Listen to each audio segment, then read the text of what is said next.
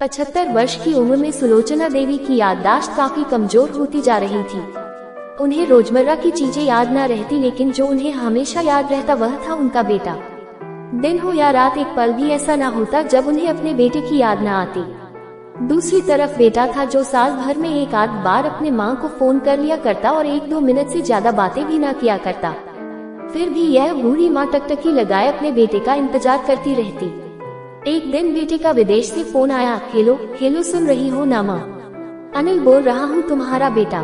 कैसी हो माँ? मैं ठीक हूँ बेटा, तुम बहू और मेरा पोता कैसा है? माँ ने पूछा। सब अच्छे हैं माँ, मैं अगले हफ्ते गाँव आ रहा हूँ माँ तुम्हें लेने। अब हम सब साथ में ही लंदन में रहेंगे माँ। तुम्हारी बहू कह रही थी माँ को यहाँ पर लेकर आओ, बेचारी अकेली वहाँ परेशान होती होगी। बेटे ने कहा। माँ की बूढ़ी सूखी आंखें आंसुओं से भीग गई। उसके कमजोर शरीर के नस नस में खुशी की लहर दौड़ गई। बेटे और बहू का अपने प्रति प्रेम देखकर माँ का मन खुशी से भर आया।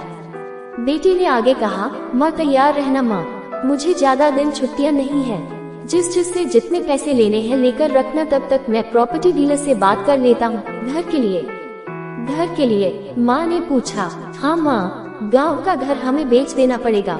अब हम साथ में ही रहने वाले हैं तो वहाँ पर घर रखने का कोई मतलब नहीं है माँ, बेटे ने कहा। बुढ़ापे की वजह से ठीक से चलने में असक्षम माँ ने पूरे मोहल्ले में घूम घूम कर अपनी इस खुशखबरी को सबको सुनाया।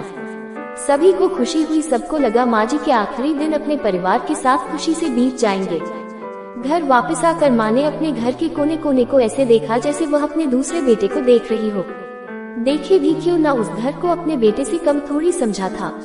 अपने पति के साथ 40 साल यही तो बिताए थे, लेकिन अब मजबूर थी बुढ़ापे के आखिरी साल बेटे और बहू के साथ बिताना चाहती थी। दिल पर पत्थर रखकर घर बेचने के लिए माँ तैयार हो गई। आनन फानन में बेटे ने घर को आधे दामों पर बेच दिया। माँ ने ज्यादा नहीं, लेकिन जिन चीजों से दिल लगा था उन चीजों को समेटा और बेटे के साथ टैक्सी में बैठकर एयरपोर्ट के लिए चली गई। एयरपोर्ट पर आकर बेटे ने माँ से कहा, माँ तुम यहाँ बेंच पर बैठो, मैं सामान और बोर्डिंग पास की जांच कर आता हूँ। वहाँ वक्त लगता है और खड़ा रहना पड़ता है, तुम्हें तकलीफ होगी। तुम यही आराम करो। मैं यूँ गया और यूँ आया। माँ बेंच पर बैठ गई और बेटा अंदर चला गया। काफी समय हो गया, बेटा वापस नहीं लौटा। माँ सोचने लगी, ज्यादा भीड़ होगी इसलिए देर लग रही होगी।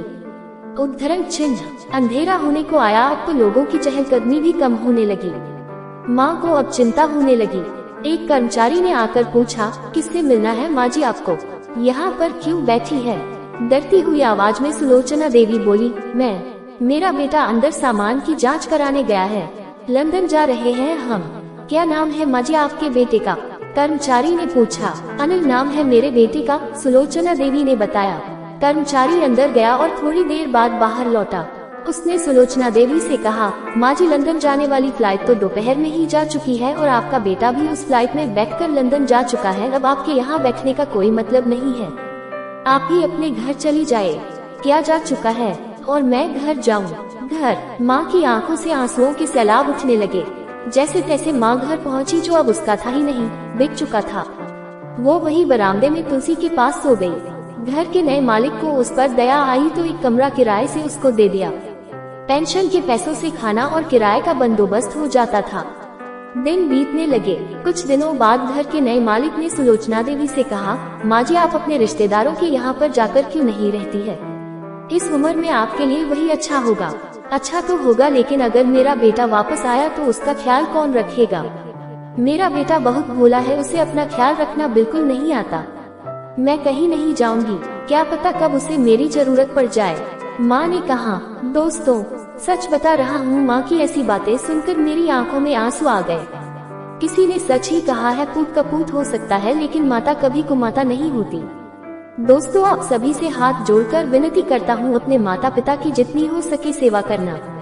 उनके साथ कभी बुरा बर्ताव मत करना।